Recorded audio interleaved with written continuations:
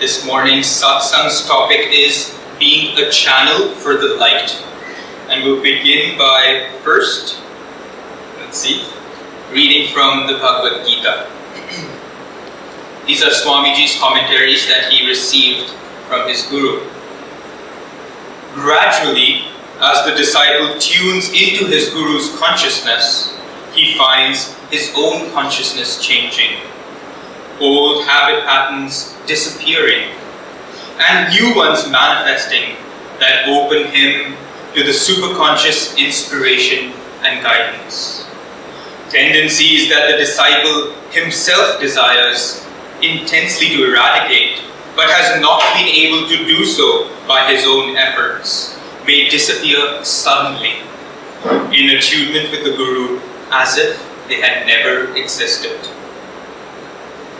Service to a Guru is not the busy fussiness of a restless person, whether playing the role of nurse or that of a petitioner eager to catch his attention. It is primarily inward. Service to the Guru means primarily to offer one's energy and devotion up for cleansing in his fountain flow of grace. One serves him more with the right consciousness than with outward actions, though both, depending on circumstances, can be appropriate. The important thing is that one's attitude be respectful and receptive. Is it important to be physically near the Guru? Not necessarily. Mental attunement is everything. My Guru told me that even one physical contact with the Guru may suffice to seal that bond. Following reading is from Whispers from Eternity by Paramhansa Yogananda. The title is so exquisite. Master called to this poem, "Make me thy butterfly of eternity." Exquisite. Let's close our eyes and see what Master felt when he wrote this poem. I have burned my past, destroying every seed of evil destiny. I have stridden bravely through the strewn ashes of my past and future fears. I am the eternal now, having torn to shreds my closing cocoon of ignorance with the sharp knife of free will.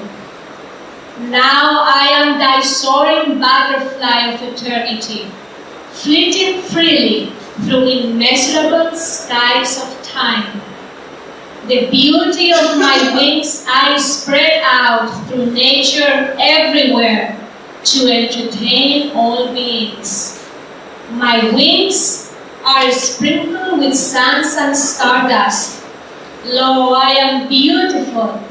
May every silken thread that shrouded my past wholly be severed forever. See, they trail now behind me, only adding to my beauty as I wing my way to my own self indeed. Morning, everyone. Such a joy to be here with you, and such a joy to have our dear brother and sister with us in Mumbai as resident acharyas. It's just really a wonderful family, and I think we all three feel very blessed to be a part of Nanda Mumbai. Today's topic is a wonderful one, and one that's very important for being a channel of the light, because there's so much darkness around us. We're living in very interesting and strange times. It's not a time where we feel like there are a lot of yogis around. Maybe they're in the Himalayas, but we're in the cities like here in Delhi and Chennai and all over Bangalore. And there's a lot to fight against. And Narayana sent me a WhatsApp last night and showed me this hoarding for Ghoul, the movie Ghoul. And this is what people want to see, something like that. And you just look on the internet, you look through the news, think of the politics, listen to the music, all these things that are around us. They're pulling our energy down and away from the divine. And so we have to put out the light. We have to be a part of the light. We have to live in the light. We have to shine the light into the darkness. And we were doing some videos yesterday. God bless Vinit. He comes over and we do in Divisha, we do various videos for different things. And yesterday we did some for our website.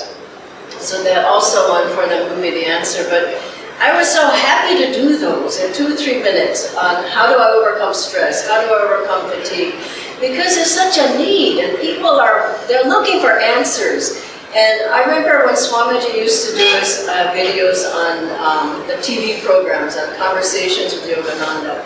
He said, don't just look at the camera, think about the people. And so to put that energy out into the world that this is how you overcome stress, this is how you become more strong in yourself. And then there's a whole group of people who are combing through Master's teachings on, so that we can spread them out further than Ananda in a wide audience through the Indira Institute, which I've told many of you about. But there are, maybe 20 people who are going through the Bhagavad Gita. What did Master teach? What are the tools? They're going through the Precepta lessons, his early lessons. They're going through the Wisdom series. They're going through on healing, on yoga, on pranayama, on meditation, on health, on all the various things, magnetism, success. And what do you think? What do you guess? We have everything. It's all there. He taught about and taught everything and talked about everything. And Master talked about them, whatever he didn't put into, which he did. Swamiji came later and distributed even further out to more people, everyday life. We have the teachings, we have the techniques. I mean, there's so many tools. When Jyotish and Deviji come, we're going to present this to them so they can do the curriculum for that institute. But everybody's saying, Dhyana, I just give you the whole book. This is full of teachings and full of tools that are for living in the light. How do you bring yoga into your daily life? And besides that, we have the teachers. We have hundreds and hundreds of teachers who should be out teaching if they're not out teaching, but we have teachings and we have teachers to just spread the light all over the world. And guess what? This is what our life is about. This is why we've come. This is why we have a center in Mumbai, so that we can serve people and help people and give them the teachings and teach yoga and teach meditation. And there was a wonderful story that I heard about Swami Vivekananda with his guru Ramakrishna. And this is when they were in the astral realms. And Ramakrishna, he's talking to these are just soul conversations, not physical body. And Ramakrishna says to his disciple, and he knew that was his disciple, he says, I'm going down now, will you come with me? Like, I'm going down to help people. And his disciple says, yes, I'm coming.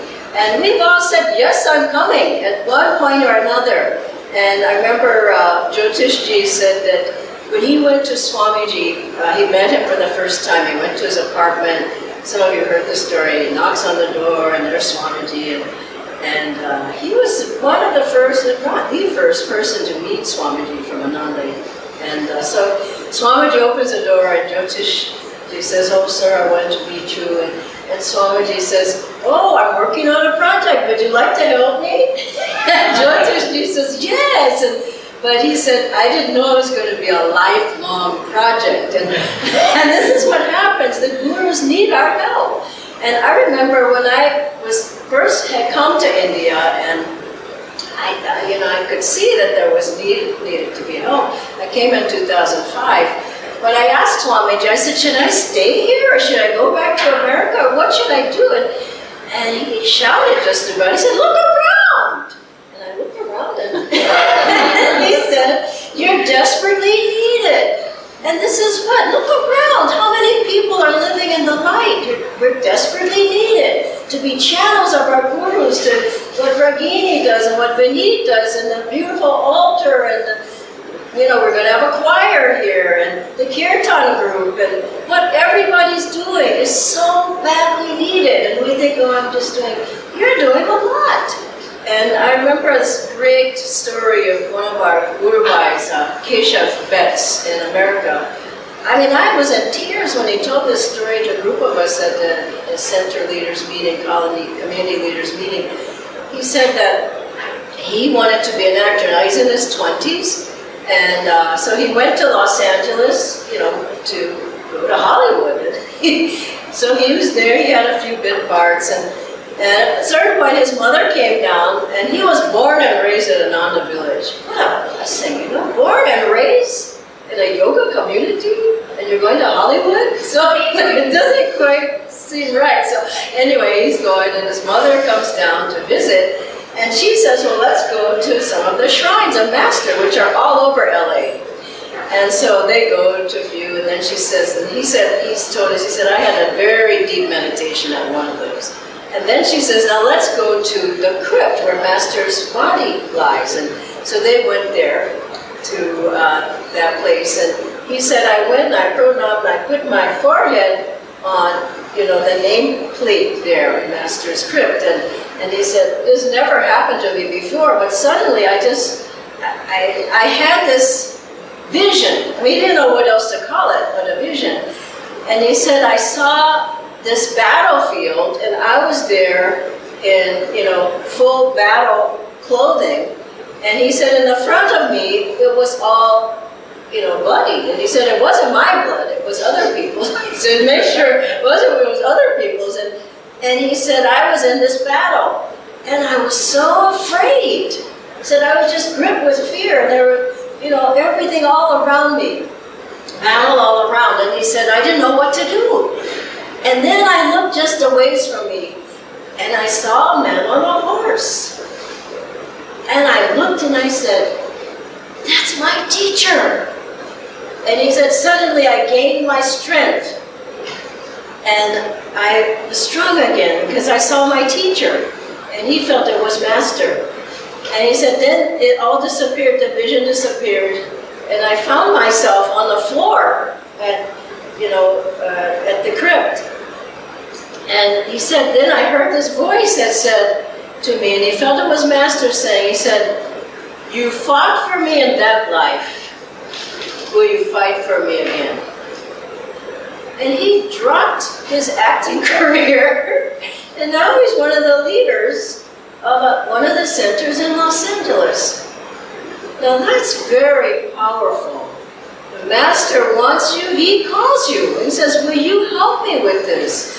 I don't have anybody with me. Will you do the PR? Will you set up the temple? Will you do the altar? Will you sing in the choir? Will you teach the yoga? Will you teach the meditation? Will you open this? Will you find a center? Then will you open the center and get the flooring and the lighting? And he's just asking. And we have to say that this really is why we've come, to serve the light. And you know, and the Guru and the Masters are our strength. But we have to be willing.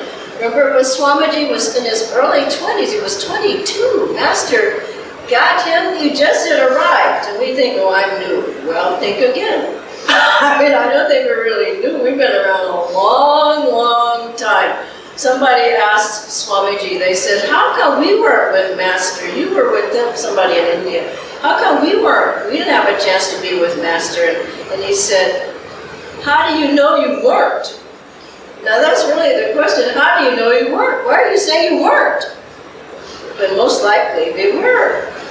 So Swamiji comes and he's 22, Master, first of all, he sends him to give a satsang. I told that the last time, and in his place.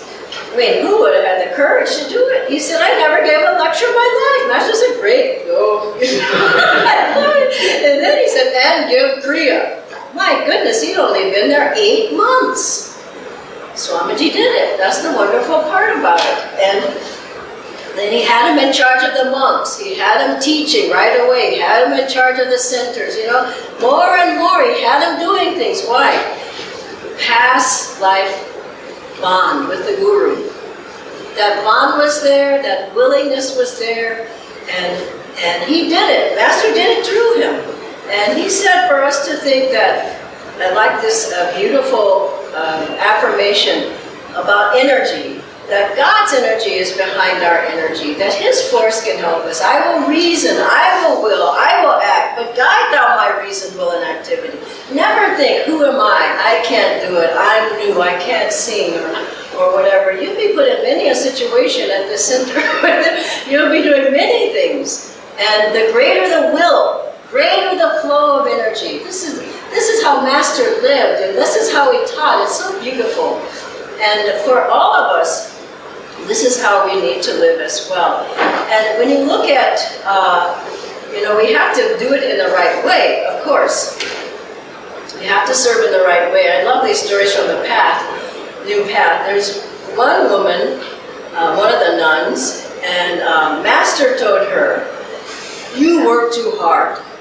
She said, "Okay, I won't work so hard." And everybody has that mantra, no, it's too much. And so she said, "I'll cut down on my work."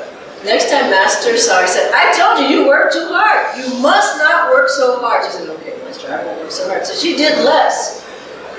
Then he comes to her again. A third time says, "I told you, you work too hard. You must not work so hard." What is he saying? I'm doing it. And then he keep giving her more and more and more work every time.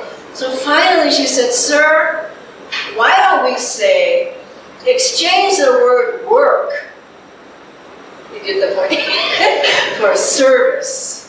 And he said, "Now you've got it.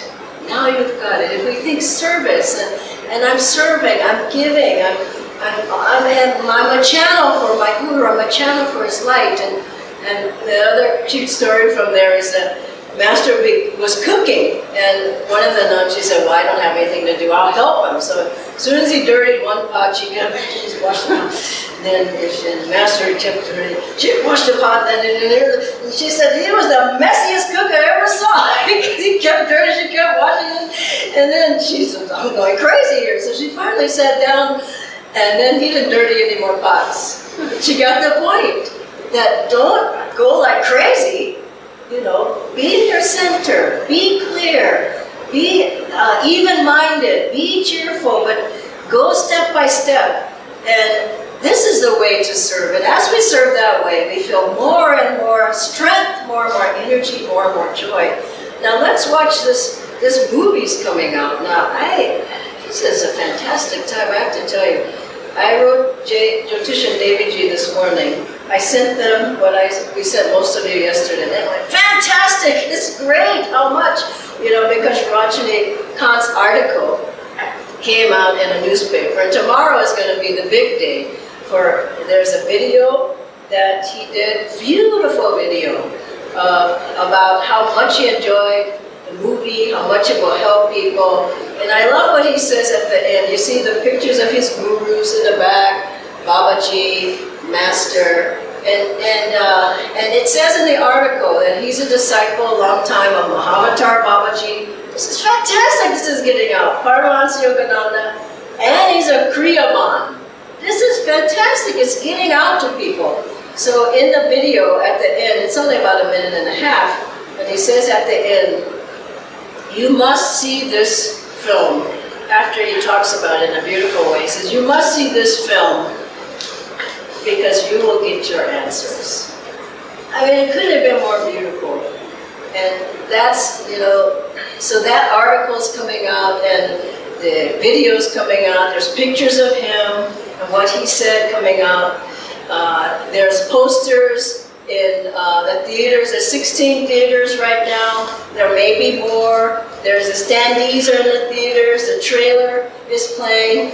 Victor Banerjee is going to be interviewed tomorrow. Yesterday in the video, I kept forgetting his name. Victor. Come on, Dhyana, get with the program. Anyway, he's going to be interviewed.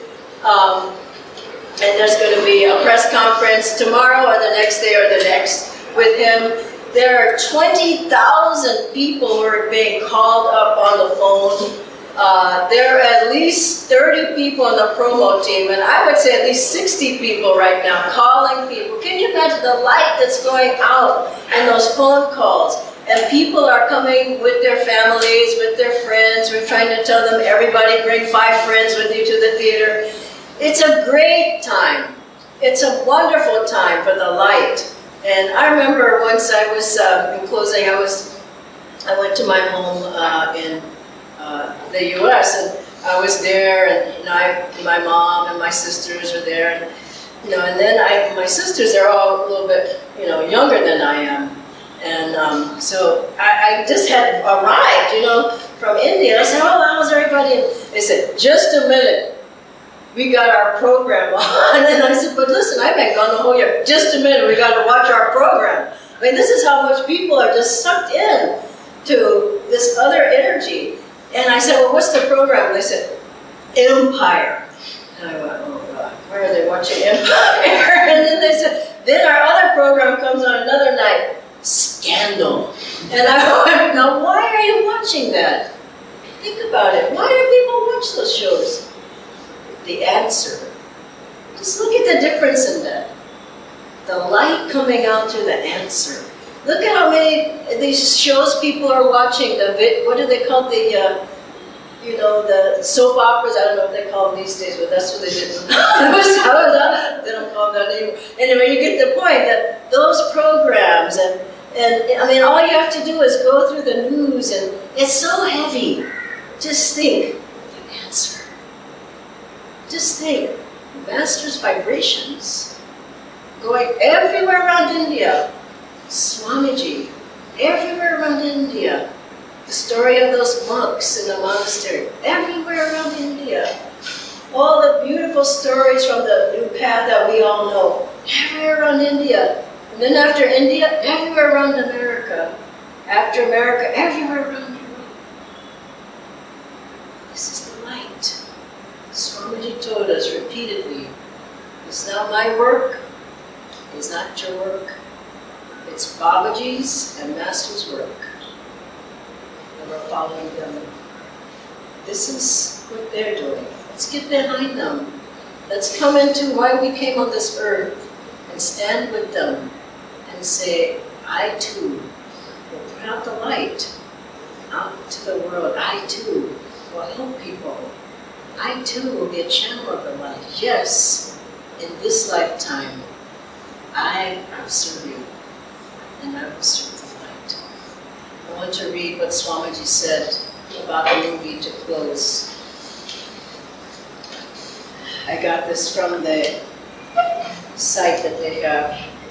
He says, the answer site, the reason that this movie is important is not because it's about a person. My life is not important, but what is essential to consider are the things I have been through in seeking what everybody seeks. People think they're looking for money, love, success, fame, and so on. But beyond that, everyone is looking for happiness, since ultimately we all came from bliss. To me, Swamiji says, anything I can do to bring back divine bliss into people's lives, the more worthwhile my own life will have been for me. I want to work in this cause until my last breath. Om Shanti.